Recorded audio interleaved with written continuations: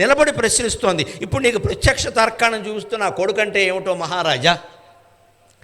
కొడుకంటే అంగాదంగాత్ సంభవసి హృదయాదధిజాయుషి ఆత్మావై పుత్ర నామాసి అని వేదాలు శాస్త్రాలు ఉదాహరించడం కదా. డైరెక్ట్ రిప్లై, ఇదిగో నీ కొడుకు ఎదురుగా ఉన్నాడు, ఒక్కసారి దగ్గరికి తీసుకో, ఒకసారి దగ్గరికి తీసుకో, నా మాట విను. వాడిని కౌగులించుకున్నా కూడా నీకు ఏ భావమో కలక్కపోతే నా కొడుకుని తీసుకుని నేను వెళ్ళిపోతాను. ఇదండి శకుంతల. ఇంత ఆత్మవిశ్వాసం కలిగినందుకు శకుంతలను అభినందించాలి. అలా పెంచినందుకు కణ్వ మహర్షిని అభినందించాలి మనం ఖచ్చితంగా. ప్రాక్టికల్గా నీకు పరీక్ష పడుతున్నా. విపరీత ప్రతిభాషలేమిటికి ఉర్వీనాథ, విపరీత ప్రతిభాషలేమిటికి ఉర్వీనాథ, ఈ పుత్రగాత్ర పరిష్వంగ సుఖంబు సేకునము, ఈ పుత్రగాత్ర పరిష్వంగ సుఖంబు సేకునము, ముక్తాకార కర్పూర సాంద్ర పరాగ ప్రసరంబు చందనము చంద్రజ్యోత్స్నయున్, పుత్రగాత్ర పరిష్వంగము ఓలే జీవునకు హృదయంబే కడున్ శీతమే. నన్నయ్య గారు రాసిన అపురూపమైన పద్యాల్లో ఇదొకటి. విపరీత ప్రతిభాషలేమిటికి, నీకు ఎన్ని చెప్పినా వినవయ్యా, మూర్ఖుడికి హితోపదేశం చేసినట్టే. నేను చెప్పదలుచుకోవాలా, ప్రత్యక్ష నిదర్శనం చూపిస్తున్నా. ఈ కొడుకును కౌగులించుకోవసారి నాకే భావము కలగలేదు, నేను రోబోని అంటే నేను వెళ్ళిపోతాను ఇక్కడి నుంచి. అంత ధైర్యం ఉందండి ఆవిడకి, అంత ఆత్మవిశ్వాసం ఉంది. ఖచ్చితంగా నిజం ఉంటుంది, నిలబడుతుంది అనే విశ్వాసం ఉంది అక్కడ. బెదిరిపోకూడదు. సమస్య వచ్చే వరకు సమస్యను పరిష్కరించడానికి 100 చర్యలు తీసుకోవచ్చు. మనం భయపడవచ్చు, చర్యలు తీసుకోవచ్చు. సమస్య వచ్చిన తర్వాత డైరెక్ట్ అటాక్ అంతే లెక్క. ఏం జరిగితే అది జరుగుతుంది. అది డైరెక్ట్ అంటే. విపరీత ప్రతిభాషలేమిటికి ఉర్వీనాథ, ఓ భూమండలాన్ని పరిపాలించే మహారాజా, నీకు ప్రత్యక్ష నిదర్శనం చూపిస్తున్నా. ఈ అబ్బాయిని దగ్గరకు తీసుకుని ఇలా కౌగులించుకో. ఇక్కడ మూర్ఖోనడం అంటారు. ఈ నుదుటి భాగంలో వాసన చూడు ఒక్కసారి. నీ కొడుకని నీకు అనిపించకపోతే నేను తీసుకెళ్ళిపోతా, వేరే సాక్ష్యాలు నన్ను అడక్క. పుత్రగాత్ర పరిష్వంగ సుఖంబు సేకునుము, గాత్రం అంటే శరీరం. ఈ కొడుకుని శరీరాన్ని ఒక్కసారి అలా దగ్గరికి తీసుకుని చూడవయ్యా అంటే కన్న బిడ్డల్ని కౌగులించుకోవడం ఎలాంటిదో చెబుతున్నాడు నాన్నయ్య గారు. ముక్తాహార, ముత్యాలహారం మెళ్ళో వేసుకున్నప్పుడు, కర్పూర సాంద్ర పరాగ ప్రసరంబు, కర్పూరపు పొడి అలా గాలికి లేచొచ్చి మన మీద పడినప్పుడు, చందనము మంచి గంధం రాసుకున్నప్పుడు, చంద్రజ్యోత్స్నయును పున్నమి వెన్నెల కిరణాలు మరో 5 రోజుల్లో రాబోయే మార్గశిర పూర్ణిమ ఉంది, హోళీ పూర్ణిమ. ఆ పూర్ణిమ పున్నమి వెన్నెల మన మీద పడినప్పుడు, సాంద్ర పరాగ ప్రసరంబు చందనము చంద్రజ్యోత్స్నయును, పుత్రగాత్ర పరిష్వంగము ఓలే జీవునకు హృదయంబే కడున్ శీతమే. ముత్యాల హారం మెళ్ళ వేసుకుంటారు పూర్వం నుంచి. ఒక హారం, ఎన్ని హారాలు ఉన్నా భారతీయ స్త్రీలు వీలైతే పురుషులు కూడా ముత్యాల హారం వేసుకోవాలి. చల్లదనం అది. ముత్యాలంటే చల్లదనం. అది ఒంట్లో ఉండే వేడిని హరిస్తుంది. కావాలంటే ముత్యాల హారం వేసుకుని చూడండి, 4 రోజుల్లో కొంచెం నల్లబడతాయి, రంగు మారుతాయి. అది మన ఒంట్లో వేడి. ముత్యం రంగు మారలా, మన వేడి అందులోకి వెళ్ళింది, రంగు మారుతుంది. అంటే దాన్ని మళ్ళీ స్వచ్ఛం చేయించుకునే ఉపాయం వేరుగా ఉంది. స్వర్ణకారులకు తెలుసు ఆ విషయాలు. అది ముత్యాల హారం ఒంట్లో వేడిని హరించడానికి వేసుకుంటారు. అందుకే అమ్మవారి హార రత్న గ్రేమేయ చింతాకలోల ముక్తాఫలాన్విత. ముక్తాఫలాలంటే ముత్యాలే. అంతహారము వేసుకున్నప్పుడు చివరి మళ్ళీ ముత్యాలు తగిలించుకుంది, లేకపోతే కానీ షోకు సరిపోదు. ఆ ముత్యాల హారం ఎందుకంటే చల్లదనం కోసం. అది ముక్తాహారం. కర్పూర సాంద్ర పరాగ ప్రసరంబు, పచ్చకర్పూరం అంటారు. అది ప్రసాదాల్లోనూ వాటిలోనూ వేస్తారు. ఆ పొడము రజను గాలికి పైకి లేస్తే ఆ పరాగం పుప్పుడులాగా మన ఒంటి మీద ప్రసరిస్తే చల్లదనం, మొత్తం వేడి తగ్గిపోతుంది. పూర్వకాలం వేసవి కాలంలో శీతల ఉపచారాలన్నీ ఇలాగే చేసేవారు, సహజమైన సుగంధ ద్రవ్యాలతోటి. వేసవికాలం ఓ క్రీము, చలికాలం ఓ క్రీము, వర్షకాలం ఓ క్రీము. విదేశీయులు క్రీములు ఎప్పుడు వాడేవారు కాదు. ఇక్కడ క్రీమ్ అంటే క్రిమి అని అర్థం, కీటకం అని అర్థం. వాడకండి, భారతీయ ద్రవ్యాలే వాడాలి ఖచ్చితంగా. అవి చాలా మేలు చేస్తాయి. ఈ క్రీములు వచ్చాక ఏం చేస్తున్నారో వాడు అమెరికాలో తయారు చేస్తాడు, మనకి ఇక్కడికి పంపాలి, నెల ఉండాలి. దాన్ని నెలలు అక్కడ ఫ్రిడ్జ్లో పెడతాడు, ఇక్కడికి వచ్చాక మళ్ళీ ఫ్రిడ్జ్లో పెడతాడు. ఇప్పుడు నువ్వు ఒంటి మీద నువ్వు రాస్తే నువ్వు కూడా ఫ్రిడ్జ్లోకి పోతావు, అంతే లెక్క. అవి రాయకూడదు. ఏవి రాయాలో నాన్నయ్య గారు చెప్పాడు. ముక్తాహారము, కర్పూర సాంద్ర పరాగ ప్రసరంబు, చందనము. మంచి గంధం రాసుకోండి. ఇక మంచి గంధపు దిమ్మ ఉంటుంది రాయాలి. దాన్ని మంచి గంధం పెట్టి ఇలా అరగదీస్తారు. ఆ అరగదీసిన గంధం రాసుకోవాలి. దానికి బజార్లో కొనడం పని ఏమిటి? ఇక్కడ ఇంట్లో ఓపికలు చచ్చిపోయాయి అందరికైనా, చేయడం మానేశారు. ప్రతిదీ కొనుక్కోవడం మొదలెట్టారు. డబ్బులు కావాలి కాబట్టి అందరూ ఉద్యోగాలు సంపాదన మొదలెట్టారు.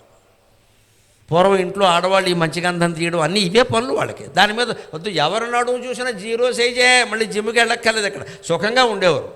మా అమ్మగారు ఎప్పుడు లావుగా ఉండడం నేను చూడాల. మా మేనత్తలు, మా అక్కయ్యలు ఎవరూ లావుగా లేరు. ఎందుకంటే వాళ్ళు అన్ని పనులు చేశారు అక్కడ. ఇప్పుడు అందరికీ ఒబేసిటీ ఎందుకు వచ్చిందంటే మనం అన్ని ఎలక్ట్రిసిటీ వచ్చింది మన ఇంట్లోకి, మనకు ఒబేసిటీ వచ్చింది. 100 యంత్రాలు వచ్చాయి ఇక్కడ. కాఫీ కాయాలంటే ఓపికగా కొంపట మీదో పొయ్యి మీదో కాచేవాళ్ళు లేరండి. శుభ్రంగా ఇలా పెట్టేసి మైక్రోవేవ్ 1 మినిట్ అని అందులో పెట్టారు అక్కడ. అది 1 మినిట్లో వెచ్చపడింది. అది తాగిన వాడికి 2వ రోజు క్యాన్సర్ వచ్చింది. మీరు చూసుకోండి, పేపర్లో వస్తుంది. మైక్రోవేవ్లో పెట్టిన పదార్థం ఏది వాడినా క్యాన్సర్ వస్తుంది. అంత ఒక్క నిమిషంలో వేడెక్కిపోతుంది అంటే దాంట్లో ఏం జరుగుతుందో నీకు అర్థం కావట్లే మిత్రమా. అది లోపలికి తాగితే ఏమవుతుంది? ఇక్కడ ఏం పొయ్యి మీద ఇప్పుడు పావు గంట వెచ్చబడితే వచ్చిన నష్టం ఏమిటి? అంతవరకు భార్య భర్త కూర్చొని కబుర్లు చెప్పుకోకూడదు, ఆనందంగా ఉంటుంది. ఈ అర్జెంటుగా తాగేసి ఏం చేస్తావు ఇక్కడ? ప్రతిదీ అర్జెంట్ వెంటనే అయిపోవాలి. ఈ వెంటనే అయిపోవడమే జీవితాన్ని కూడా వెంటనే అయిపోయేలా చేస్తుంది. స్ట్రోక్ అండి, ఈవేళ పత్రికల్లో మీరు చూడడం స్ట్రోక్, హార్ట్ అటాక్ గురించి రాశారు. స్ట్రోక్ ఎవరికి వస్తుందో తెలుసా? బిలో 40. ఎంత దారుణం. బిలో 40, 40 ఏళ్ల లోపు వాళ్ళకి గుండెపోట్లు వస్తున్నాయి. 70 దాటితే కానీ వచ్చేది కాదు అసలు. 40లో, ఎందుకంటే ఒత్తిళ్ళు, ఉద్యోగాలు, గొడవలు అలా ఉన్నాయి ఇక్కడ. దానికి తోడు వాడే పదార్థాలు, తినే పదార్థాలు, పీల్చే గాలి అన్నీ కారణమే. ఇవి పోవాలంటే నాన్నయ్య గారి పద్యాన్ని మనం ఆచరణలో పెట్టి వీలైనంత భారతీయ సుగంధ ద్రవ్యాలు వాడాలి. చందనము, చంద్రజ్యోత్స్ర, ఇది కూడా అక్కర్లేదు. రేపు పూర్ణిమ సహా ప్రతి పొన్నమ నాడు పరిగెట్టుకుని బస్సు చేసుకుని అరుణాచలం వెళ్ళిపోవడం కాదు. ఇక్కడ మందంలో ఉండండి, ఎక్కడికి వెళ్ళక్కర్లేదు. మీ డాబా మీదకి వెళ్ళండి చాలు. 1 గంట సేపు భార్యాభర్త వెన్నెట్లో కూర్చోండి, సుఖంగా 4 మాటలు మాట్లాడుకుంటూ. మనస్సులు బాగుంటే చల్లదనం వస్తుంది. ఆ వెన్నెల కిరణాలు రాత్రి ఒంటి మీద పడినా, పగలు సూర్యకిరణాలు ఒంటి మీద పడితే ఆరోగ్యం ఎప్పుడూ ఇబ్బంది లేకుండా హాయిగా ఉండు. సూర్యకిరణాలు అంటే డి విటమిన్, అంతకంటే ఉంది. డాక్టర్లు డి విటమిన్ అంటే ఎండలో నుంచుంటాం. మనకి సూర్యకి నమస్కారాలు చేయమంటే ఇట్స్ రిలీజియన్ అని గుడ్డి నమ్మకం మాట్లాడతాం. అక్కడ సూర్య నమస్కారాలు అంటే డి విటమినే. పగలు సూర్యకాంతి పడాలి, రాత్రి చంద్రకాంతి పడాలంటే అవి తగిలే చోట కూర్చోవాలి. నువ్వు కృత్రిమంగా ఫ్యాను ఏసీ పెట్టి చంద్రకాంతి అంటే కుదరదు ఇక్కడ. అవి సహజంగా అనుభవించేవారు. ఆ చందనం, చంద్రకాంతి, ముత్యాల హారాలు, కర్పూర పరాగాలు ఎంత చల్లదనాన్ని ఇస్తాయో. పుత్రగా ఆత్ర పరిష్వంగము ఓల జీవునకు హృద్యంబే కడున్ శీతమే. కన్న కొడుకును కానీ కూతుర్ని కానీ దగ్గరికి తీసుకుని కౌగులించుకుని మూర్ధాఘ్రాణం చేస్తే ఈ నుదుటి భాగంలో అలా వాసన చూస్తే అంత అందంగా ఉంటుందయ్యా, ఆనందంగా. ఒకసారి చేసి చూడవయ్యా అని చెబుతోంది ఖచ్చితంగా. ఇప్పుడు చూడండి ఆవిడ ప్రణాళిక ఎలా ఉందో. భార్యకు జరిగిన వ్యవహారం చెప్పింది, భార్య గురించి చెప్పింది, నీ అంతరాత్మను గురించి, ఆయన అంతరాత్మను గురించి చెప్పింది, కొడుకును గురించి చెప్పింది. ఇప్పుడేముంటుందో తెలుసా? మహారాజువు కదా, సత్యాన్ని పాటించద్దా? అబద్ధం ఎలా ఆడుతున్నావయ్యా? నుతజల్లపు ఊరి తంబులగును ఊతులును ఊరిటి కంటే సునృతం వ్రత ఒక బావి మేలు, మరి బాబులును ఊరిటి కంటే ఒక్క సత్క్రతువతి మేలు, తత్క్రతు శతంబున కంటే సుతుండు మేలు, తత్సుత శతకంబు కంటే ఒక సూనృత వాక్యము మేలు చూడగన్. ప్రతి కావ్యంలోనూ ఒక పద్ధతి ఉంటుందండి. భారతీయ కావ్య రచన, దీన్ని అలంకార శాస్త్రం అంటారు, ఇంగ్లీష్లో పొయిటిక్స్ అంటారు. ఆ అలంకార శాస్త్రం ఏం చెబుతుందంటే, కావ్య రచన చేస్తున్నావంటే ఓ కవి జరగబోయే కథని ముందు ఏదన్నా సూచించాలయ్యా, అదొక టెక్నిక్ అంటారు, రచనా టెక్నిక్. సరిగ్గా మహాభారత కథని ఇందులో సూచించాడు నన్నయ్య గారు. ఆ ఋషికి నమస్కారం, ఆ ఋషికి నమస్కారం. అందుకే విశ్వనాథ సత్యనారాయణ గారు ఋషి వంటి నన్నయ్య 2వ వాల్మీకి అన్నాడు. ఆయన నన్నయ్య ఎవరంటే మరో వాల్మీకి అండి, ఆయన ఋషి అన్నాడు. జరగబోయే మహాభారత యుద్ధాన్ని ఈ పద్యంలో శకుంతల చేత చెప్పించాడు. యుద్ధం కాదు, యుద్ధం ఫలితం. ఆయన రాస్తున్నది మహాభారతం కదా, శకుంతల కోసం నన్నయ్య గారు మొదలు పెట్టలే. కానీ ఆ మహాభారత యుద్ధ ఫలితం ఎలా ఉంటుందో ఇందులో చెప్పించాడు. నృతజలపు ఊరి తంబులగును ఊతులును ఊరిటి కంటే సూనృతవ్రత ఒక బావి మేలు. సూనృతవ్రత ఇది సంబోధన. ఆంధ్ర సాహిత్యంలోనే అపురూపమైన పద్యం ఇది. వెనక మా చిన్నతనంలో ఏమైనా తెలుగు తెలుగు పద్యాలు అప్పగించమంటే నృత జలపూరితం వచ్చినా అని అడిగేవారు. అది రాకపోతే నీకు సాహిత్యం రానట్టు లెక్క. పోతన గారి కమలాక్షులు రచించు కరములు కరములు రాకపోతే నీకు సాహిత్యం రానట్టు లెక్క. అలా ఉండేది ఒక పద్ధతి. కొన్ని పద్యాలు ఉంటాయి, అందులో ఆ టాప్ 10 అన్న ఆంధ్ర సాహిత్యంలో ఉండే 10 పద్యాలు బయటికి తీస్తే అందులో మొదటి 10లో ఈ పద్యం ఉంటుందమ్మా, అంత గొప్పది. నృత జలపు ఊరితంబులగును ఊతులును ఊరిటి కంటే సుండ్రుత వ్రత ఒక బావి మేలు. ఇందులో ముందు సంబోధన సుండ్రుత వ్రత, సత్యమే వ్రతముగా కలిగిన ఓ దుష్యంత మహారాజా అంటే ఆయన ఒకసారి వెనక్కి తిరిగాడు, నన్నేనా ఎవరినైనా అంటుందా అని. వెంటనే లోపల రావట్లా గుబులు, నన్ను అంటుంది ఏమిటి ఆ సత్యవ్రత అని. నేను అబద్ధం చెప్పాను కదా, ఆయనకి తెలుసు కదా మరి అంతరాత్మకి. అబద్ధం చెబితే ఈ అమ్మాయి నన్ను సత్యవ్రత అంటుంది ఏమిటి, ఏమిటి ఇది పొగుడుతోందా తిడుతోందా లేదా పద్యం ఛందస్సు కోసం వాడారా అని అనేక అనుమానాలు వచ్చాయి. అదే దెప్పి పొడవడం అంటే. మనిషిని తిట్టాలంటే నేరుగా తిట్టకాల, శుభ్రంగా చెత కొట్టేసిన వాడిని పట్టుకుని నీ ఎంత గౌతమ బుద్ధుడు ఎవరు ఉంటారు నాయన అంటే సరిపోయే, వాడికి అదే లెక్క. గౌతమ బుద్ధుడు చెత కొడతాడా? గౌతమ బుద్ధుడు అంశం ఆయన, అందుకే నువ్వు ఇలా చెతగొట్టావు అంటే అయిపోయాయి. వాడికి తెలిసి వస్తుంది గౌతమ బుద్ధుడికి నాకు సంబంధం ఏంటరా బాబా అని. అలాగే ఇన్ని శూన్రత వ్రత, సత్యమే వ్రతంగా కలిగిన ఓ మహారాజా అంటే ఆయన వెనక్కి తిరిగి చూసుకున్నాడు, ఇంకెవరినైనా అంటుందేమో అని. ఇప్పుడు చెబుతోంది మన ఇంట్లోంచి మొదలుపెట్టాడు నన్నయ్య పద్యం, మన పెరట్లోంచి. పెరట్లో ఏముంటుందండి? నుయ్యి. నుయ్యి అంటే వ్యక్తికి సంబంధించింది, ఒక కుటుంబానికి సరిపడేది నుయ్యి. నృత జలపూరి తంబులగు నూతులు నూరుటి కంటే సునృత వ్రత ఒక బావి మేలు. నీ ఇంటి ప్రయోజనాల కోసం నువ్వు దొడ్లో నుయ్యి తవ్వుకోవడం కంటే అది మంచిదే, తవ్వుకో. దాంతోపాటుగా ఊరందరికీ ఉపయోగపడేలా ఒక బావి తవ్వితే ఆ నుయ్యి కంటే ఈ బావి గొప్పదే కదా, అనుమానం ఏముంది? నుయ్యి నీ కుటుంబానికే ఉపయోగపడుతుంది, బావి ఊరంతటికే ఉపయోగపడుతుంది. అంటే మనిషి ఎదగాలి ఎదగాలి ఎదగాలి, వ్యక్తి వ్యవస్థగా మారాలి. ముందు నీకు ఉపకారం చేసుకో, నీ కుటుంబం సంగతి చూసుకో, తర్వాత మందని పట్టణానికి అంతటికీ ఏం చేయగలవో వచ్చేయి. వీలైతే తెలంగాణ రాష్ట్రానికి చేయి, ఇంకా వీలైతే భారతదేశానికి మొత్తం చేయి ఉపకారం, ఎవరొద్దన్నారు. కానీ ముందు నీకు నీ కుటుంబానికి నీ గ్రామానికి చేసుకోవాలి. అదే చెబుతున్నాడు నాన్నయ్య గారు. శకుంతల గొడవలో ఇదంతా ఎందుకంటే మన కోసం, ఇది సమాజం బాగుపడాలని. సందర్భం వచ్చినప్పుడే కవి 4 మాటలు కలిపి చెప్పేస్తూ ఉంటాడు. అందుకని నువ్వు ఎంత నీళ్లు నిండిన నువ్వు నీకోసం నువ్వు తవ్వుకోవడం కంటే ఒక బావి తవ్వుకోవడం మంచిది కదయ్యా, ఊళ్ళో వాళ్ళు కూడా నీళ్లు తాగుతారు. మరి బావులను ఊరిటి కంటే ఒక్క సత్క్రతువది మేలు. నువ్వు 100 బావులు తవ్వడం కంటే కూడా మహారాజా ఒక యజ్ఞం చేయడం మంచిది. బావులు తవ్వడం కంటే యజ్ఞం ఎలా మంచిది అవుతుందండి? యజ్ఞం చేస్తే వర్షం కురుస్తుంది, అందులో మర్రి, మారేడు, జమ్మి, జువ్వి మొదలైన ఔషధపు మొక్కలు, మెడికల్ ప్లాంట్స్ అంటారు, వాటిని వాడతారు. ఆ ధూమం పైకి పెడితే మేఘాలను దూరంగా ఉన్న వాటిని దగ్గరికి రప్పిస్తుంది, రూపాయి ఖర్చు లేకుండా మేఘమథనం జరుగుతుంది. అందుకని యజ్ఞం వల్ల వర్షాలు కురుస్తాయి. అన్నాద్భవంతి భూతాని పర్జన్యాద్ అన్న సంభవ, యజ్ఞాద్భవతి పర్జన్య, యజ్ఞ కర్మ సముద్భవ, కర్మ బ్రహ్మోద్భవం విద్ధి, భగవద్గీతలో మాట ఇది. అంచేత యజ్ఞం చేయడం మంచిది. బావి తవ్వడం కంటే, బావులు తవ్వారు, నూతులు తవ్వారు, నీళ్ళు లేకపోతే ఏం చేస్తారు? అందుకని యజ్ఞాలు చేయాలి. ఇప్పుడు ఇంకో మాట చెబుతోంది, క్రతుశతంబున కంటే సుతుండు మేలు. 100 యజ్ఞాలు చేయడం కంటే కూడా ఒక కుమారుణ్ణి కనడం మేలింది. ఎందుకని? వాడు యజ్ఞాలు చేస్తాడని వాడు బీటెక్ చదివి అమెరికా వెళ్ళిపోతాడని కాదు, అది మనకు అర్థం కావట్లా. కొడుకు ఉండాలి, కొడుకు దేనికి ఉండాలి?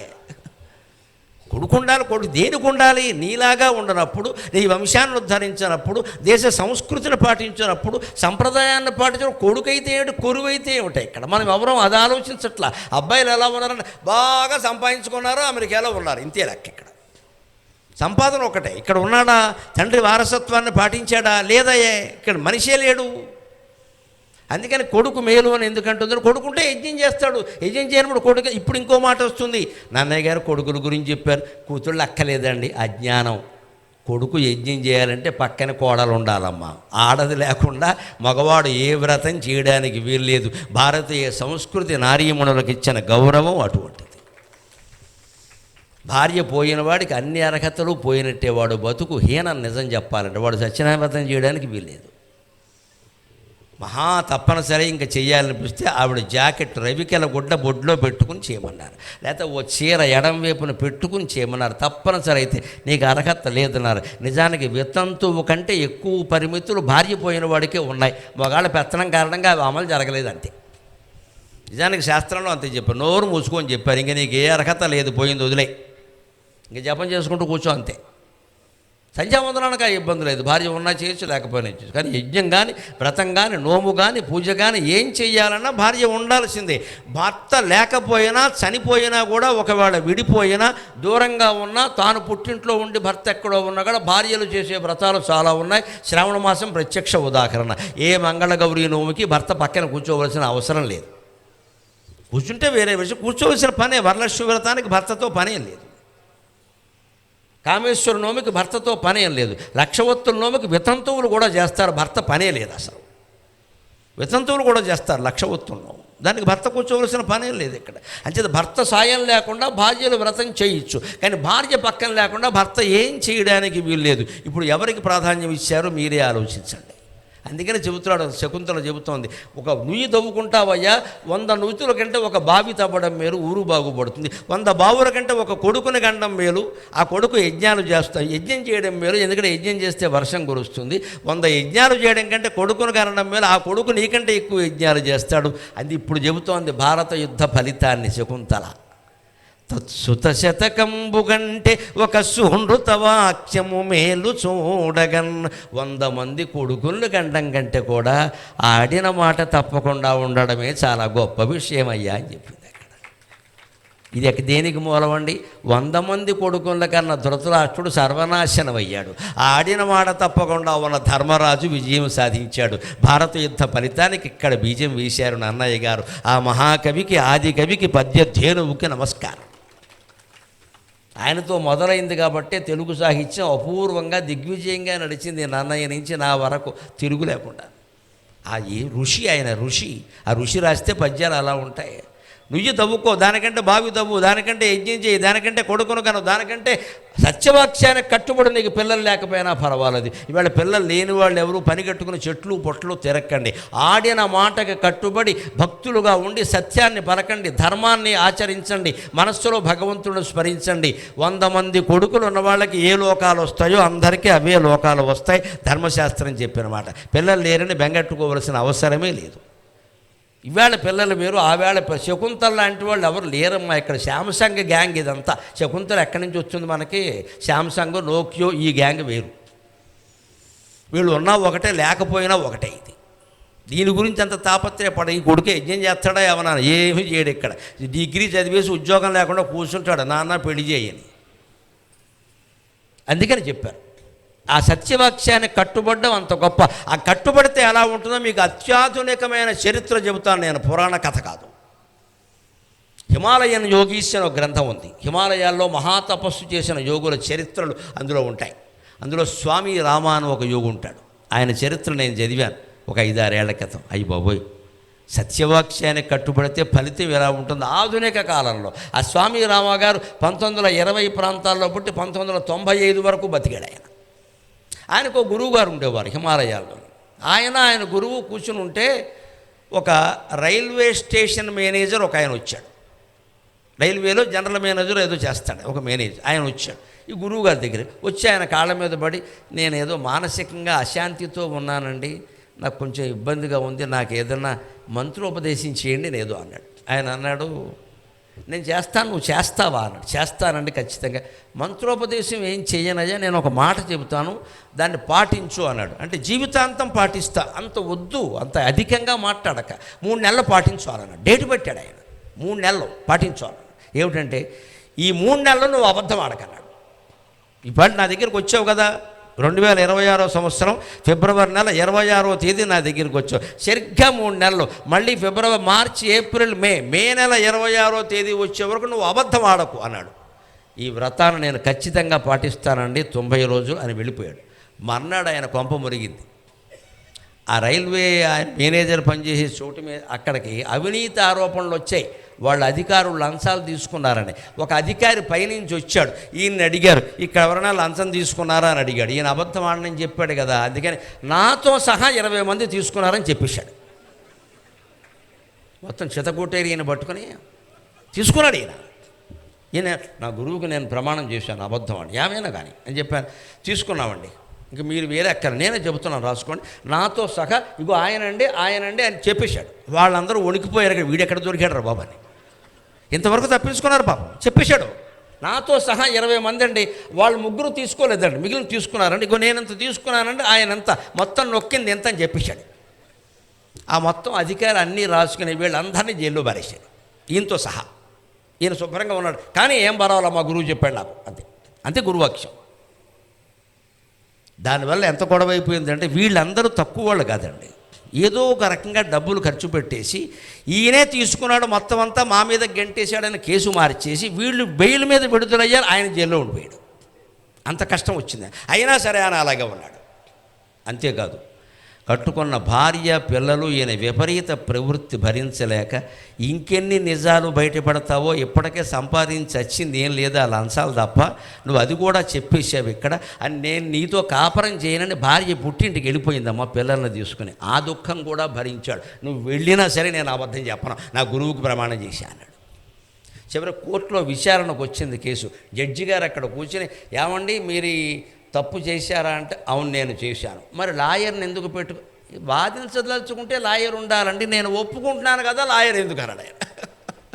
వాదించాలంటే లాయర్ ఉండాలి కానీ నాకెందుకండి, నేను ఒప్పుకుంటున్నాను కదా అంటే, అదేమిటి మీరు చేసింది గొప్ప నేరం, మీకు చాలా శిక్ష పడుతుంది, భయం లేదా అన్నాడు. ఎందుకంటే ఈయన అమాయకుడని గ్రహించాడు జడ్జి. అంటే ఆయన అన్నాడు, నా ప్రాణం పోయినా మంచిదేనండి, ఇప్పటికే భార్య పిల్లలు వదిలేశారు, నా ఉద్యోగం పోయింది, ఇంకేమిటి పోయేది, పోనీయండి, నేను మాత్రం అబద్ధం ఆడను, అంతే.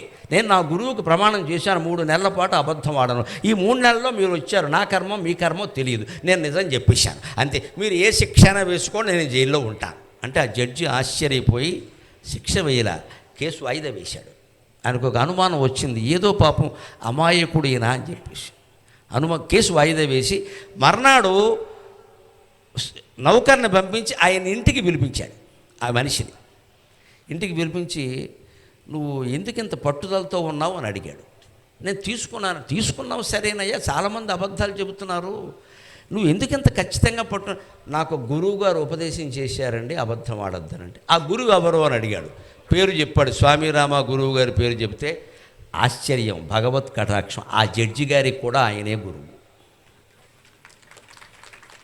అయ్య బాబోయ్, ఆయన దగ్గరికి వెళ్ళావా, ఆయన చెప్పారు, ఆయన దర్శనం దొరకడమే కష్టమయ్యా, నువ్వెంత అదృష్టవంతుడివి, అందుకని అబద్ధం ఆడడం మానేసావా, అందుకని ఇలా చిక్కిపోయావా పిచ్చివాడా అని చెప్పి ఆయన, నువ్వు వెళ్ళు నేను చూసుకుంటానులే అని చెప్పి, ఆయనకి వ్యవహారాలు తెలుసును కదా, కింద వాళ్ళందరినీ పిలిపించి ఈయన అమాయకంగా ఒప్పుకున్నాడు. కానీ చాలామంది తీసుకున్నారు, నిజానికి ఈయన కాకుండా మిగిలిన వాళ్ళే ఎక్కువ తీసుకున్నారని మొత్తం మార్చాడు. జడ్జి గారు తలుచుకుంటే ఏమైనా చేయగలరు అని ఈయనకి చాలా తక్కువ శిక్ష వేసి మిగిలిన వాళ్ళు కూడా ఇరికించి శుభ్రంగా ఏం చేయాలో అదంతా చేశాడు. అయినా మరి జైలు శిక్ష అనుభవించరు కదా, పడిన తర్వాత ఈయన మొత్తం విడుదలయ్యాడు. 3 నెలల్లోనే విడుదలయ్యాడు. నెలలో జడ్జి గారు తలుచుకున్నారుగా విడిచిపెట్టారు.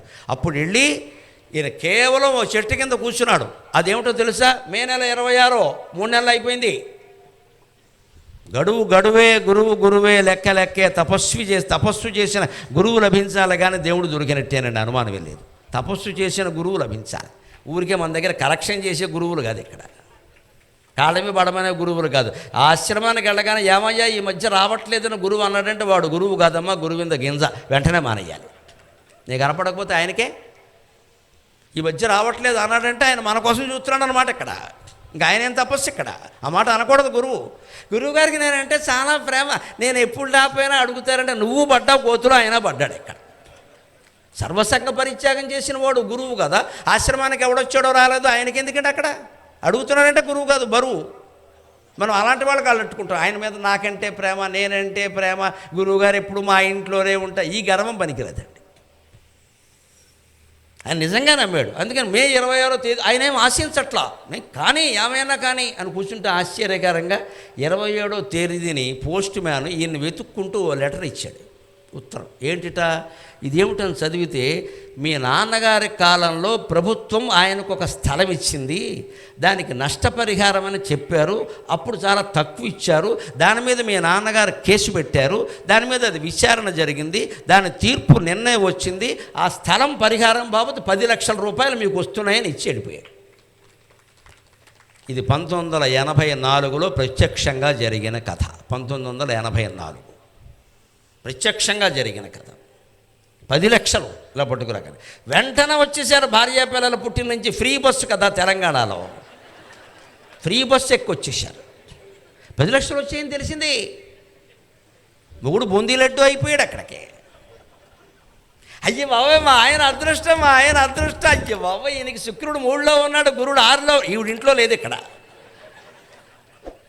ఆయన ఎంత ఉదారం అంటే, నా గురువు మాట నిజమైంది, నాకు డబ్బు రావడం కాదు, మాట నిజమైంది, వేదం నిజం, శాస్త్రం నిజం, పురాణం నిజం, గురువు నిజం, జ్ఞానం నిజం అనే విషయం నాకు తెలిసింది. ఈ 10 లక్షలు నాకు దేనికి, మీరు తీసుకోండి అని పెళ్ళాం పిల్లలకి ఇచ్చేసి, మీరు నన్ను వదిలేశారు కదా, వదిలేయండి, నన్ను వదిలేయండి, పూర్తిగా వదిలేయండి అని చెప్పాడు. మీరు ఎందుకోసం వచ్చారు, తీసుకోండి.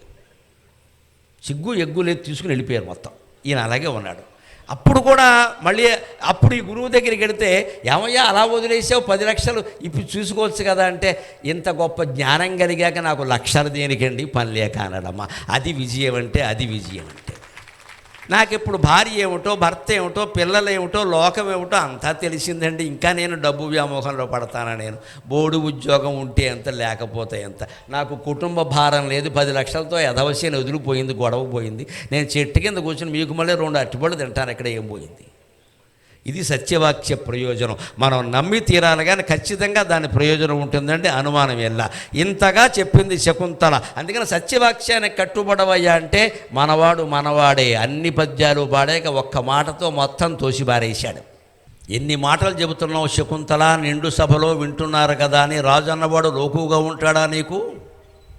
ఇలా ఎవరు పడితే వాళ్ళు కొడుకుని తీసుకొచ్చి నేను నీ పెళ్ళాన్ని అంటే నేను ఆదరిస్తే ప్రజలు నన్ను గురించి ఏమంటారు అక్కడ? ఏనెట నీ వెట సుతుడెట, ఏనెట నీ వెట సుతుడెట, ఏ నెరుగను తొల్లి, ఏనెన్నడు తొల్లి చూచి ఎరుగను నిన్ను, ఏనెన్నడు తొల్లి చూచి ఎరుగను నిన్ను, మానినుల సత్యవచనలు, మానినుల సత్యవచనలు నాన్ ఇట్టుల సత్య భాషణంబుచితంబే. మన కోపం వస్తే సాధారణంగా మొత్తం గుంపును తిడతామండి. ఎప్పుడు కూడా ఒక్క స్త్రీ మనని మోసం చేస్తే ఏమంటాం? ఆడాళ్ళందరూ ఇంతే అంట. తప్పు, ఆడదే నిన్ను మోసం చేసింది, తిడితే నీ తిట్టు. మొత్తం స్త్రీ జాతిని ఎలా తిడతామండి? సరిగ్గా దుష్యంతుడు చేస్తున్న పని అదే. ఏనట నీవెట సుతుడేట, ఇది నాన్నయ్య గారి పద్యం. నేనెక్కడ, నువ్వెక్కడ, ఈ కొడుకు ఎక్కడ, ఏదో ఒక స్టోరీ చెప్తున్నావు ఇక్కడ, సినిమా స్టోరీ. ఈయనెన్నడు నిన్ను చూచి తొల్లి ఎరుంగను, ఈయనెన్నడు తొల్లి చూచి ఎరుంగను. ఎప్పుడు నీ మొహం నేను చూడలేదు. ఇక్కడ అబద్ధాలు చెబుతున్నావు. అంతేకాదు, నీ వల్ల స్త్రీ జాతికి మొత్తం అప్రతిష్ట వచ్చింది. ఇందుకే అంటారు, మా అమ్మ చెప్తూనే ఉండేది, ఆడాళ్ళు అబద్ధాలు చెబుతారా రమ్మరని. ఆవిడ ఆడదే. ఈ మామగారు వాక్యం ఇప్పుడు గుర్తొచ్చింది పెద్ద మనిషికి. ఆడాళ్ళు అబద్ధాలు చెప్తారు అని చెప్తారు. అందుకే నువ్వు చెప్తా అంటే శకుంతల అబద్ధం చెప్పింది అనుకుందామండి. ఆడాళ్ళందరూ అబద్ధం చెబుతారా? మనం కూడా వెంటనే మార్చుకోవలసిన మనస్తత్వం ఇదేనండి. ఒక కులం వాడు ఎవడైనా మనని మోసం చేస్తే ఆ వ్యక్తిని తిట్టాలండి. దయచేసి ఆ కులాన్ని ఏమనకండి, చాలా తప్పది. మనందరికీ ముఖ్యంగా తెలుగు వాళ్ళకి 2 రాష్ట్రాల్లోనూ ఉన్న పెద్ద జబ్బు ఏంటంటే, ఏం జరిగినా సరే ముందు క్యాస్ట్ పేరు వస్తుంది. ఆ క్యాస్ట్ వాళ్ళు అందరంతే, వాళ్ళని నమ్మకూడదు. మొత్తం క్యాస్ట్నా? ఎలా అంటావయ్యా, బుద్ధి ఉందా లేదా? నీ క్యాస్ట్ అంటే ఆ వ్యక్తి అండి, వ్యక్తి దోషం అది. అదే గుణం ఏదైనా ఉందనుకోండి, ఆ కులం వాళ్ళు అందరూ అంటే పోనీ వాళ్ళు సంతోషిస్తారు. అప్పుడు అనద్దు, గుణం ఉన్నా దోషం ఉన్నా వ్యక్తిది అంతే, మెచ్చుకో. దోషం ఉంటే మొత్తం కులానికి అంటకడతారు. లేదా మధురలో ఎవడి వల్లైనా మనం మోసపోతే, మన మంథంలో అందరూ ఇంతేనండి, మంథనంతా అంతేనా? అదేమిటిది? ఈ సామూహికంగా తిట్టడం అనేది మానుకోవలసిందే. భారతం సహా ఏ శాస్త్రం అంగీకరించిన విషయం. వ్యక్తి దోషం ఉంటే వ్యక్తినే అను, ఒకరు మోసం చేశారు వారినే అను, అంతే. లోకంలో కొడుకు మోసం చేస్తే ఆ కొడుకు చేశాడు, కొడుకులందరూ ఇలాగే ఉంటారని ఎక్కడా లేదు. తల్లిదండ్రులు నెత్తి మీద పెట్టుకున్న వాళ్ళు చాలామంది ఉన్నారు ఇక్కడ. అందుకని మానినుడు అసత్య వచనుడు, అందుకే అంటూ ఉంటారు, ఆడాళ్ళు అబద్ధాలు చెబుతారు. ఇట్లు అసత్య భాషణం ఉచితంబే అన్నాడు. వెంటనే ఇంకా ఏం మాట్లాడాలో తెలియక ఇదేమిటి ఇంత చెబితే ఇలా అంటున్నాడు, ఇప్పుడు నేను ఏం చేయాలంటే, అప్పుడు మళ్ళీ వచ్చాడమ్మా. ముహుస్తిష్ఠేత్యుచ్చేర్వదతి గురు శిష్యే గురు సమే. అక్కడే వెళ్ళిపోకుండా గుమ్మం దగ్గర నిలబడి చూస్తున్న కణ్వ మహర్షి శిష్యుడు శారద్వతుడు అనేటువంటి బ్రహ్మచారి ఉన్నాడు. ఆయన వచ్చాడు. ఇప్పుడు అనుకున్నాడు, శకుంతల్ని కాపాడాలి మనం. శకుంతల్ని, ఆవిడ ప్రయత్నం ఆవిడ చేసింది. ఈ మూర్ఖరాజు వెనకపోతే ఆవిడేం చేస్తుంది? మన అమ్మాయి కదా, మన సోదరి కదా అని వచ్చి, మహారాజా ఋషులంటే ఏమనుకుంటున్నావయ్యా నువ్వు? కణ్వ మహర్షి కాదయ్యా. కశ్యపాత్రి, జమదగ్ని, భరద్వాజ, గౌతమ, విశ్వామిత్ర, వశిష్ఠాది ఋషుల పేర్లేనా నీకు తెలుసా? వర్ణక్రమం తప్పకుండా తెలుగులో కానీ సంస్కృతంలో కానీ వాళ్ళ పేర్లు రాయగలవా? ఋషుల పరాక్రమం నీకు తెలుసా? ఖడ్గం నీ దగ్గరే వద్దనుకోకు, వాళ్ళ నాలుక చాలయ్యా నీ ఖడ్గం కంటే పదునుగా ఉంటుంది. ఇది పిల్లల మర్రి పినవీరభద్రుడు పద్యం, శృంగార శాకుంతల కావ్యంలోది. ఋషి ప్రతిభ, ఋషి మహిమ గురించి చెప్పే పద్యం. మీరు అదృష్టవంతులు. దిరిశన పువ్వు గంటను నుతింపగ చిత్తము చాలా మెత్తనం. దిరిశన పువ్వు గంటెను నుతింపగ మెత్తన చాలా చిత్తముల్. కెరయ కెరయ యుగాంత యుగాంతకి కెరత కెలయ యుగాంత వాయుశఖ కీలల కంటెను వేడి నాలుకల్. కెరల యుగాంత వాయుశఖ కీలల కంటెను వేడి నాలుకల్. దొరసిన కూల ద్రోయుదురు దొంతులతోడి దిగీశ రాజ్యముల్. దొరసిన కూల ద్రోయుదురు దొంతులతోడి దిగీశ రాజ్యముల్. కరుణ వహించిరే మునులు, కరుణ వహించిరే మనులు. కట్టుదురు అల్పుల బ్రహ్మపట్టముల్. మహర్షుల మనస్సులు ఎలా ఉంటాయంటే, మహారాజా మా కణ్వ మహర్షిని తక్కువ అంచనా వెయ్యకు, మా అమ్మాయిని అవమానించకు. దిరిసిన పువ్వు కంటెను నుతింపగా మెత్తన చాలా చిత్తము. దిరిసిన పువ్వు అంటే శిరీష పుష్పం, టచ్ మీ నాట్ అంటారు ఇంగ్లీషులో. అది ముట్టుకుంటే ముడుచుకుపోతుంది. అంత సున్నితంగా ఉంటారు మహర్షులు. మాట్లాడరు ఎక్కువ, మౌనంగా ఉంటారు. ఎప్పుడూ మౌనం మాటకి శక్తిని పెంచుతుంది. గుర్తుపెట్టుకుందాం, మౌనం మాటకి శక్తిని పెంచుతుంది. ధ్యానం మాటకి ఆకర్షణని పెంచుతుంది. ఖచ్చితంగా మన మాట 10 మందిని ఆకర్షించాలంటే ధ్యానం చెయ్యాలి, మౌనం సరిపోదు. ముందు ఆ మాటకి శక్తి పెరగాలంటే మౌనంగా ఉండాలి. మాట్లాడేటప్పుడు తప్ప మిగిలినప్పుడు మాట్లాడద్దు. ఆ అవసరం వచ్చినప్పుడు తప్ప మాట్లాడద్దు. మా ఋషులు అలాగే ఉంటారయ్యా. వాళ్ళ మనస్సులు శిరీష పుష్పం కంటే మృదువుగా ఉంటాయి, కానీ వాళ్ళ నాలుక ఎలాంటిదో తెలుసా? కేరళ యుగంత వాయుశఖ కీలల కంటెను వేడి నాలుకల్. వాళ్ళ నాలుక ప్రళయాగ్ని సమయంలో, ప్రళయకాలంలో అగ్ని విజృంభిస్తే ఆ అగ్ని నాలుకలు ఎలా ఉంటుందో మా గురువుగారి నాలుక అలా ఉంటుంది. ఆయన దాకా వెళ్ళి మేము చెప్పే పరిస్థితి కల్పించద్దు, నీ మొత్తం రాజ్యం కూలిపోతుంది. దొరసిన కూల ద్రోయుదురు దొంతులతోడి దిగీశ రాజ్యములు. ఆయన తలుచుకుంటే నీ రాజ్యం ఎలా కూలిపోతుందో. కుమ్మరాయన ఇంట్లో ఒక 100 కుండలు వరుసగా పేరిస్తే వాళ్ళ మనవడవడో తెలియక ఓ దాన్ని కింద తన్నితే మొత్తం కుండలన్నీ ఎలా పడి పగిలిపోతాయో, నీ వంశ పరంపర మొత్తంతో నీ రాజ్యం నాశనం అయిపోతుంది. అంతేకాదు కరుణ వహించి రేమునులు. అదే కణ్వ మహర్షి ఆశీర్వచనం కనుక నువ్వు పొందగలిగితే కల్చుదురు అల్పుల బ్రహ్మపట్టములు.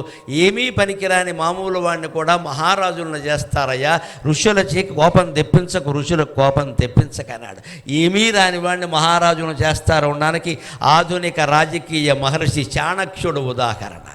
నందరాజులు ఆయన్ని అవమానిస్తే బయటకు వచ్చి కబడ్డీ ఆడుకుంటున్న పిల్లల్ని పిలిచి, ఏ కులమో ఏమిటో తెలియకుండా ఊరికే రోడ్డు మీద ఆడుకుంటున్న పిల్లల్ని పిలిచి, అందులో ఒకడు కాస్త కాంతితో కనపడితే వాడిని పిలిచి శిక్షణ ఇచ్చి 10 ఏళ్ళు తిరగకుండా చంద్రగుప్తుడిని రాజు చేసి నందరాజ్యాన్ని కొలజూశాడమ్మా. అది ఋషి అయినటువంటి, తపస్వి అయినటువంటి మహానుభావుని శక్తి. అంతటి శక్తిమంతులయ్యా. అందుకని మా గురువు గారి కోపం తెప్పించుకోనాడు. అప్పుడు దుష్యంతుడు ఒక్కసారి ఆలోచన పడ్డాడు. ఈ గురువు కోపానికి దుష్యంతుడు భయపడ్డాడో లేదో తెలియదండి, పంచభూతాలు భయపడ్డాయి.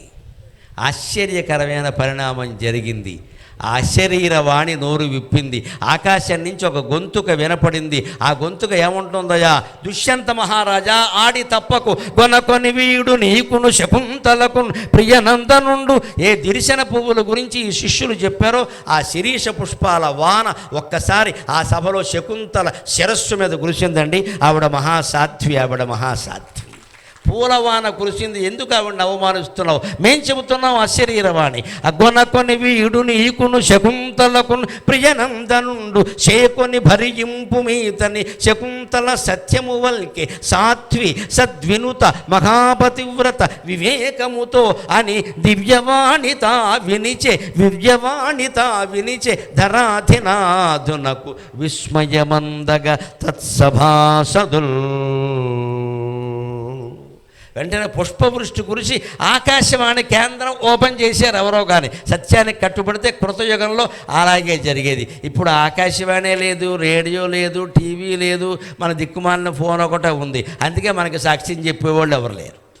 కృతయుగంలో ఏదన్నా జరిగితే దేవతలు మాట్లాడేవారు కిందకు వచ్చి, వేరే కోర్టులు అవసరం లేదు. పుష్పవృష్టి కురిసింది. అశరీరవాణి ఏం పలికిందంటే, ఈ అబ్బాయి నీకు శకుంతలకి పుట్టాడు. శకుంతల సత్యాన్నే పలికింది. సాధ్వి, మహాపతివ్రత, సద్వినుత, అందరూ ఆవిడ్ని ప్రశంసిస్తారు. అటువంటి భార్యని కోల్పోవడం నీ దురదృష్టమయ్యా. ఒక్కసారి ఆవిడ ముఖంలోకి చూడు, ఆ అమాయకత్వాన్ని చూస్తే నీకు సత్యం ఏమిటో తెలుస్తుంది ఖచ్చితంగా.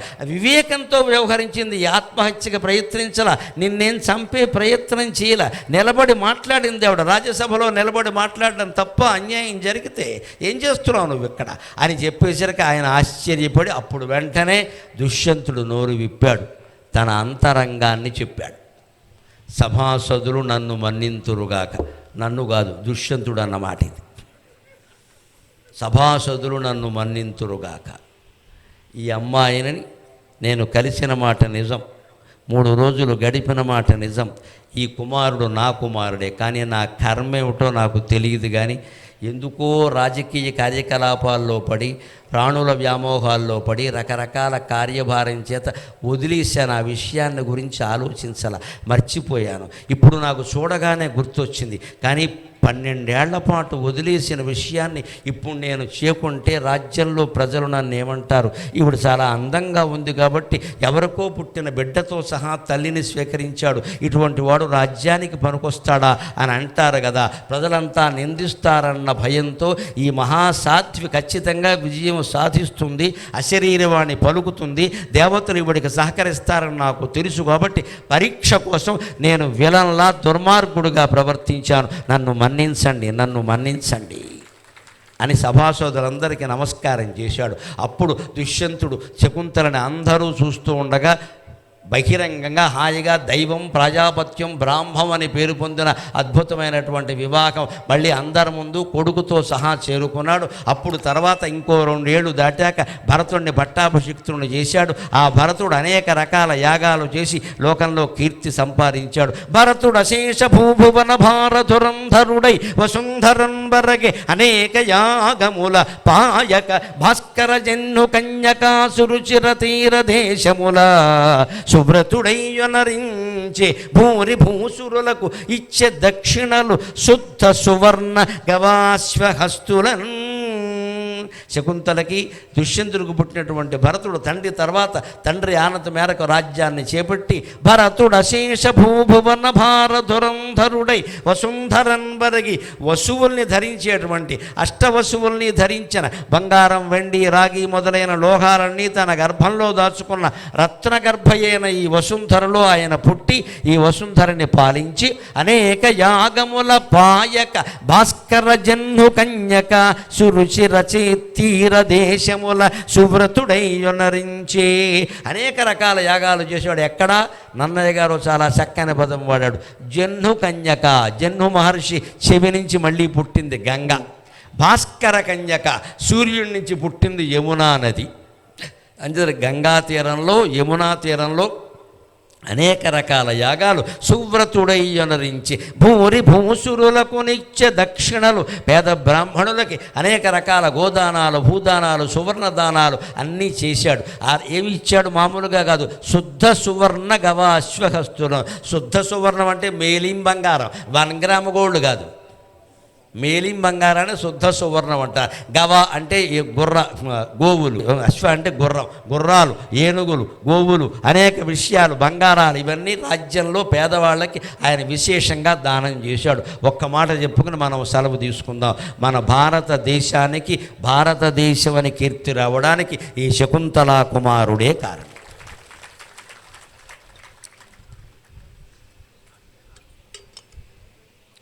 దాన్ని వ్యాసుడు శ్లోకంతో మనం సెలవు తీసుకుందాం. సంస్కృతం అన్నారు.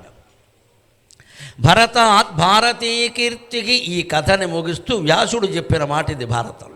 భారతదేశానికి ఆ కీర్తి ఎందువల్ల వచ్చిందంటే 2-3 రకాలుగా చెబుతారు. రాముడు తమ్ముడు భరతుడని, జడభరతుడు అని ఒక ఆయన ఉన్నాడని, శకుంతల కొడుకని లేవు. వాటన్నిటికీ ప్రమాణాలు లేవు ఎక్కడ. కానీ ఇది వ్యాసుడు చెప్పినటువంటి మాట. భరతాత్ భారతీ కీర్తికి ఏనేదం భారతం కులం అర్పరే ఏ చ పూర్వై వై భరత ఇతి విశ్రుతాగా. భరతాత్ భారతీ కీర్తికి, భరతుని కారణంగానే భారత వంశానికి ఆ కీర్తి వచ్చింది. ఏనేదం భారతి ఏనేదం వర్ధతే కులము, ఆయన కారణంగానే ఈ వంశం అంతా వృద్ధి చెందింది. అపరే ఏచ పూర్వేవై, భరతుడు ఎంత గొప్పవాడు అంటే మన వరకు ఉన్న వంశానికి ఖ్యాతి వస్తుంది, మన తర్వాత వంశానికి వస్తుందని మనం చెప్పలేం, అది మన సంతానం వల్ల వస్తుంది. కానీ భరతుని యొక్క గొప్పతనం ఏమిటంటే ఆయన కంటే ముందు వాళ్ళని భారతీయులు అన్నారు, ఆయన తర్వాత వాళ్ళని కూడా భారతీయులు అన్నారు. మన వల్ల ఖ్యాతి వస్తే మన పిల్లలకి తర్వాత వస్తుంది, మన పూర్వులకి రాదు ఖ్యాతి మన వల్ల, కానీ ఈయన వల్ల పూర్వులకి వచ్చింది, తర్వాత వాళ్ళకి వచ్చింది. అపరే ఏచ పూర్వేవై అపరేచ, పూర్వం వాళ్ళకి తర్వాత వాళ్ళకి కూడా భారత ఇది విశ్రుతాక. అందువల్ల ఈ దేశంలో పుట్టిన వాళ్ళందరినీ భారతీయులు అంటున్నారు. అటువంటి భారతదేశానికి నమస్కారం చేస్తూ చిట్ట చివరగా మరోసారి మనం వందే మాతర నినాదంతో సెలవు తీసుకుంటూ ఉన్నాం. వందే మాతరం, వందే మాతరం, వందే మాతరం. స్వస్తి ప్రజాభ్య పరిపాలయంతాం న్యాయ్యేన మార్గేణ మహీం మహీషాః గోబ్రాహ్మణేభ్యః శుభమస్తు నిత్యం. లోకాః సమస్తాః సుఖినో భవంతు, లోకాః సమస్తాః సుఖినో భవంతు, లోకాః సమస్తాః సుఖినో భవంతు. స్వస్తి. వారి గురించి చెప్పాల్సింది ఏమి లేదు, జగమెరిగిన బ్రాహ్మణికి దండమేలా అన్నట్టు మహా సహస్రావధాన చేసి పద్మశ్రీ పురస్కారాన్ని పొందినటువంటి మహనీయులు ఇటువంటి వారు ఈ భూలోకంలో మనందరికి ఇస్తున్న సందేశాలతోటే హిందూ ధర్మం ఎంతో కొంత బతుకుంది. ఇవాళ ఇలాంటి గురువులు లేకపోతే మన హిందూ ధర్మం లేదు, సనాతన ధర్మం లేదు, మన దేవుళ్ళు కూడా లేరు. మన దేవుళ్ళ యొక్క ప్రాముఖ్యత, మన బ్రాహ్మణత్వం, ఇతర జాతుల యొక్క గొప్పతనం ఇవాళ రైతు గురించి, బ్రాహ్మణుల గురించి, ఇవాళ ఇతర జాతుల గురించి ఎంతో గొప్పగా చెప్పారు. ఈ భారతదేశానికి ఎందుకు పేరు వచ్చింది భారతదేశం అనేటువంటి విషయాన్ని కూడా, శకుంతలకు పుట్టినటువంటి కుమారుడి పేరే భరతుడు, అందుకే ఈ దేశానికి భారతదేశం అని చెప్పి పేరు పెట్టుకున్నాం. మంచి ఈ టాపిక్ను గురువుగారు చెప్తాననడం, చెప్పండి అన్నాం. వారి మాటకు మేము ఎప్పుడు కూడా కట్టుబడి ఉంటాం. ఇవాళ మాకు 10-15 సంవత్సరాల నుంచి కూడా గురువుగారితో సంబంధం ఉంది. వారిచ్చిన మాటనే మేము వేదంగా భావిస్తాం. కనుక కొందరు మరి శకుంతలోపాఖ్యాన ఘట్టం విషయంలో మరి చాలా ఇప్పటికీ సంతోషపడ్డారు. ఇక్కడ మా తల్లులు ఉన్నారు, మహిళామణులు, మా ఊరి పెద్దలు ఉన్నారు. వారందరూ కూడా మరి ఇంత పెద్ద గురువు గారు మన మంత్రికి రావడం నిజంగా మన అందరి పూర్వజన్మంగా భావించి మీ అందరి తరఫున వారి పాదాలకు సాష్టాంగ నమస్కారాలు తెలియజేస్తున్నాం.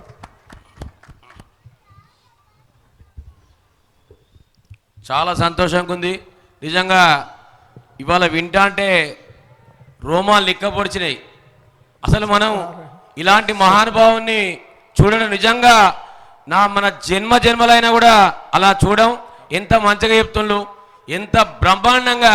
నిజంగా ఈ యొక్క భాగ్యం మాకు కల్పించినందుకు మోహన్ శర్మ సార్ గారికి మేము ప్రత్యేకంగా మంతని పురప్రముఖుల ద్వారా, అలాగే మా అయ్యప్ప దేవాలయ కమిటీ ద్వారా ప్రత్యేకంగా ధన్యవాదాలు చెప్తున్నాం. ఈ యొక్క కార్యక్రమానికి సహకరించిన మా కొంతం సత్యనారాయణ గారికి, అలాగే కొండా శంకర్ గారికి, అలాగే బజార్ వివేక్ గారికి, అలాగే రోబో నాగార్జున గారికి, ఉల్లాల సత్యనారాయణ గారికి, కొమరవెల్లి విజయ్ కుమార్ గారికి, ప్రత్యేకంగా పోలీస్ శాఖ వారికి, మన పత్రికా విలేకరులకు, నిజంగా ఇక్కడ వచ్చిన పుర ప్రముఖులందరూ కూడా మేము ధన్యవాదాలు చెప్తున్నాం. చాలా బ్రహ్మాండంగా ఉంది. నన్ను ఒక సంవత్సర నుంచి మా సత్యనారాయణ పాపం గురువుగారు రావాలి మోహన్ శర్మ. నా జీవితంలో పాపం నన్ను అంటారు మా మంత్రి వాళ్ళందరూ, నువ్వు సత్యనారాయణను కరిగించినావంటే నువ్వు బేగంపేట గుట్టను కరిగిస్తావా మోహన్ శర్మ అన్నారు. నన్ను అంటే సత్యనారాయణ అంటే ఎక్కడ పెట్టాలో గురువుగారు ఇందాక చెప్పాడు. ఎక్కడ దానం చెయ్యాలో అక్కడ దానం చేయాలి. అపాత్ర దానం ఎప్పుడు కూడా చేయకూడదు. దానము చేయగోరి వదాన్యుడక, వారి ముందర నేను చెప్పాల్సిన అవసరం లేదు. మరి అన్యుల దగ్గరనైనా తెచ్చి దానం చేయాలన్నట. అందుకు ఇంత పెద్ద కార్యక్రమం. వారు మరి కోరిన వెంటనే వారితో పాటు మరి చైర్మన్గా మొన్ననే మీ అందరి అభిమానంతో మరి గౌరవ పెద్దలు మన ప్రియతమ నాయకులైనటువంటి శ్రీధర్ బాబు గారి ఆశీస్సులతో మరి ఒడ్నాల శ్రీనివాస్ గారు చైర్మన్గా అవడం, మాజీ ఎంపీపీ మన శంకర్ గారు, వారి కుటుంబ సభ్యులు చాలామంది ఇందాక చెప్పారు మా శ్రీనివాస్, వీళ్ళందరూ కూడా మరి సహాయ సహకారాలు అందించారు. మీ అందరి సహాయ సహకారాలు కూడా మళ్ళీ ఉంటే, మనందరికీ గురువుగారి ఆశీస్సులు మన పైన ఉంటే, మళ్ళీ తర్వాత ఎప్పుడైనా మంత్రికి మీ అందరి తరఫున రావాలని చెప్పి నేను వారిని ప్రార్థిస్తున్నా. గట్టిగా ఒకసారి చప్పట్లు. ఇప్పుడు పెద్దలు మంథని మున్సిపల్ చైర్మన్ శ్రీ ఒడ్నాల శ్రీనివాస్ ప్రవళిక గారి దంపతులు మొట్టమొదట వారికి సత్కరిస్తారు. ఆ తర్వాత కొంతం సత్యనారాయణ దంపతులు, తర్వాత కొండా శంకర్ గారి దంపతులు వారిని సత్కరిస్తారు.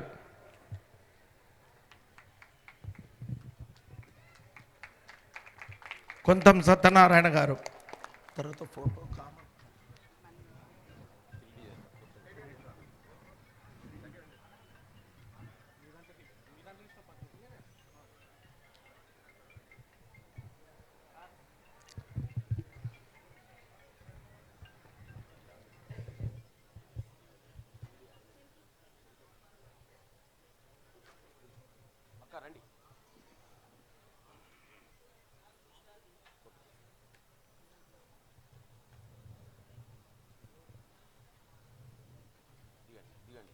తర్వాత కొంతం సత్యనారాయణ దంపతులు.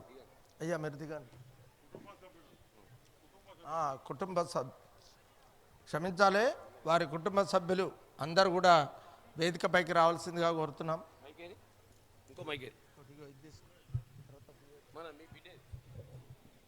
ఈ కార్యక్రమానికి మా రోబో వాడు 6 ఏళ్ళప్పటి నుంచి నా దగ్గరనే పెరుగుతున్నాడు. మర మనిషి వాడు రోబో అని పేరు పెట్టిన. గురుగారు కూడా రోబో ఏం చేస్తుందో చెప్పాడు. మా వివేక్ పాపం కోరిన వెంటనే కరీంనగర్, మంచిర్యాల, వరంగల్ నుంచి కూడా ఈ టెంట్లు, కుర్చీలు అన్ని విధాలు సప్లై చేశారు. ఎంతమంది చేస్తే మన మంత్రిలో ఇంత పెద్ద కార్యక్రమం చేయగలిగాం. విద్యుత్ శాఖ వాళ్ళు, రక్షక భటులు వాళ్ళు లేకపోతే అసలు వ్యవస్థే లేదు. ఇందాక పాపం వల్ల పెద్ద ఆఫీసర్ గారు వారు కూడా రావడం జరిగింది, కలిశారు మా ఇంట్లో. ఒక 5 నిమిషాలు మాట్లాడి వెళ్ళిపోయారు. వారు ఇచ్చిన సందేశాన్ని మనమందరం పాటిస్తూ మున్ముందు జరిగే కార్యక్రమాలకు మీ అందరి సహాయ సహకారాలు ఉండాలని చెప్పి కోరుకుంటున్నాం. ఇప్పుడు కొండశంకర్ గారు వారి దంపతులు.